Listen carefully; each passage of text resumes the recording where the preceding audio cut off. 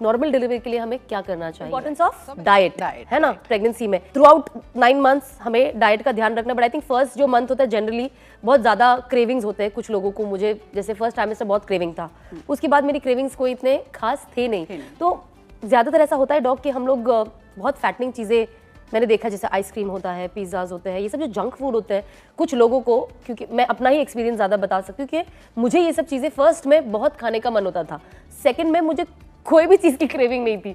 और जितना मुझे फर्स्ट प्रेगनेंसी में खाने का मन होता था उतना ही I used to hate water. मुझे याद भी नहीं है मैंने 9 महीने में पानी कब पिया। Remember I was telling you कि आप मुझे कहती थी कि आप हाइड्रेटेड रहो, पानी पियो, पर मैं पानी देखते देखते बराबर ही मुझे उल्टी आ जाती थी। And throughout 9 months I used to vomit, मतलब मैं खाना खाती थी, मैं उल्टी कर देती थी। आई रिमेंबर जब मैं आपके पास भी आई थी, जो मेरे आखिरी के भी 20-25 दिन बचे थे, मैंने सोचा शायद इस दिन कुछ खाना अंदर रह जाए, मैंने आपसे दवा भी ली थी, बट आई वॉज वॉमिटिंग। मेरे डिलीवरी के 1 दिन पहले तक आई वॉज वॉमिटिंग।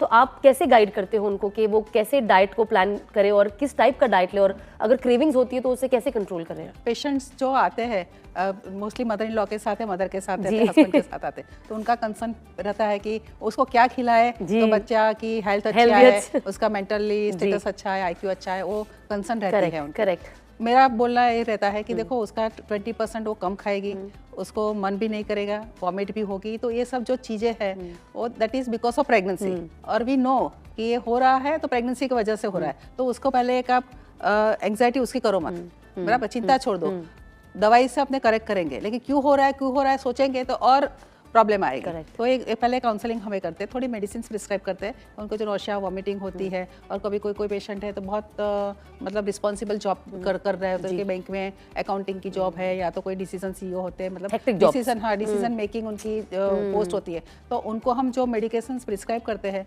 वॉमिटिंग की, वो शाम को करते हैं, आफ्टर 4 o'clock या 5 o'clock के बाद बोलते हैं। तो 4-5 o'clock को लेंगे तो दूसरे दिन सुबह में वो फ्रेशली खड़ी होगी और उसके जो मॉर्निंग सिम्टम्स है वो भी कम हो जाएगा। तो मतलब वो थोड़े पेशेंट के जो प्रोफेशन है उस हिसाब से मेडिकेशन चेंज करते हैं। खाने की बात है, कलरफुल थाली रखो, बराबर, कि आपने कैरोट है, फिर ये उसका कलर आया, पिंक आ गया, फिर भाजी आ गई, फिर एक ग्रीन कलर की सब्जी है, मतलब वो थोड़ा उनको आइडिया देते हैं कि कलरफुल थाली रखो। आर्टिफिशियल कलर बिल्कुल नहीं लेने का है, जैसे सॉसेस है, फिर जो पेशेंट्स होते हैं खास आप रमज़ान में है, या तो फिर कोई पेशेंट को रात को जूस पीने का, मिल्क शेक पीने का शौक होता है, तो उसमें कलर आता है, तो कलर फर्स्ट ट्राइमेस्टर में स्ट्रिक्टली अवॉइड करने का होता है, क्योंकि कलर आया तो बच्चे को यूरिनरी ब्लैडर, मतलब जो पेशाब की थैली और किडनी की समस्या आने का चांसेस लेटर एज में रहता है। जैसे जो 45-50 ईयर्स होता है तो उसका यूरिनरी समस्या है, कैंसर है, ग्रोथ है, वो सब होने की पॉसिबिलिटी रहती है, तो कलर हम अवॉइड करने का पहले से बोल देते हैं। दूसरा, शुगर का कंट्रोल, मतलब शुगर नहीं लेने का ऐसा नहीं है, लेकिन excess sugar is very dangerous for any patient. उसको नॉर्मल शुगर है, पेशेंट पतला है कि झाड़ा है, कैसा भी है, लेकिन शुगर का कंटेंट आपने मोर देन 40% ले लिया आपकी डाइट में, और वो कंसेक्यूटिवली ले रहा है, तो that is very dangerous for your developing baby. उसमें आपको बाद में शुगर की प्रॉब्लम आ सकती है। बच्चे की जो मेटाबॉलिज्म है उसकी एक पैटर्न भी ऐसे होती है कि बच्चे को भी इसकी जो पेंक्रियास है उसका भी कोडिंग वैसे होता है कि बाद में उसको यंग एज में हाइपरटेंशन, डायबिटीज़ होने की पॉसिबिलिटी रहती है। तो हमारा जो अभी एसोसिएशन है, हमारा जो लिटरेचर है, हम सबको बताते हैं कि आप अभी आप देखते होंगे पहले 55-60 साल में अपने दादाजी को डायबिटीज होता था, बराबर, अभी अपने पेरेंट्स को होता है, अपने चाचा को होता है, बराबर, मतलब काफी 20-25 साल जल्दी होने लगा है। तो अभी जैसे टाइम आएगा तो शायद अपने 10-15 साल के 20 साल के बच्चे को भी होने लगेगा।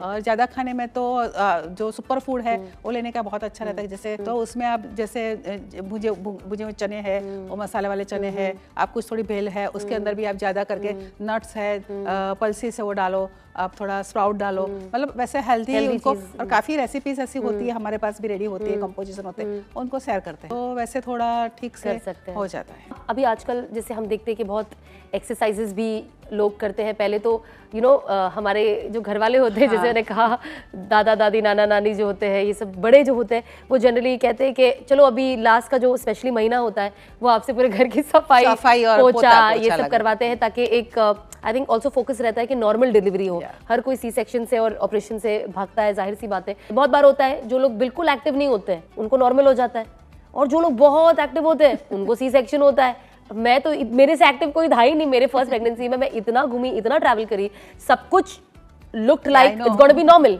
बट लास्ट मोमेंट में आई रिमेंबर कि यू सेड कि अब इट्स 15 डेज, अब 9 महीना 15 दिन हो गए, अब रुक ही नहीं सकते, and that's how we went C section के लिए। सो यही चीज़ मैं चाहती हूँ कि मतलब बिकॉज आजकल ये परसेप्शन भी है डॉक्टर के, बहुत लोगों को लगता है कि बहुत सारी मदर्स बस चले जाती है सी सेक्शन के लिए बिकॉज उनको दर्द बर्दाश्त नहीं करना है। आई फील कौन है वो जिनको लगता है सी सेक्शन में दर्द नहीं होता और recovery is slower compare to normal delivery. So मैं ये आपसे जानना चाहती हूँ कि एक तो आप मुझे बताएं कि एक्सरसाइज इज इम्पोर्टेंट कितना और कब करना चाहिए, और एक नॉर्मल डिलीवरी के लिए हमें क्या करना चाहिए। सब एक्सरसाइज कर सकते हैं, लेकिन हर ट्राइमेस्टर की अलग अलग पोजीशंस होती है। एक्सरसाइज कौन सी नहीं कर सकते हैं जिसमें कांटेक्ट वाली एक्सरसाइज होती है, जैसे बॉक्सिंग है, फुटबॉल है, वो सब एक्सरसाइज मना करते हैं। दूसरी एक्सरसाइज है कि आफ्टर 4 मंथ्स जो प्रोन पोजीशन में, मतलब टमी है, बेड के साथ है, फ्लोर के साथ है, और कोई एक्सरसाइज है वो नहीं कर सकते। दूसरा आप साइकिलिंग कर सकते हैं, साइकिलिंग कर सकते हैं आप 5-6 मंथ्स तक कर सकते हैं। फिर आप स्विमिंग कर सकते हैं, स्विमिंग इज बेस्ड एक्सरसाइज। और एक नॉर्मल डिलीवरी के लिए आप जैसे बता रहे हो ये एक्टिव रहे, है ना।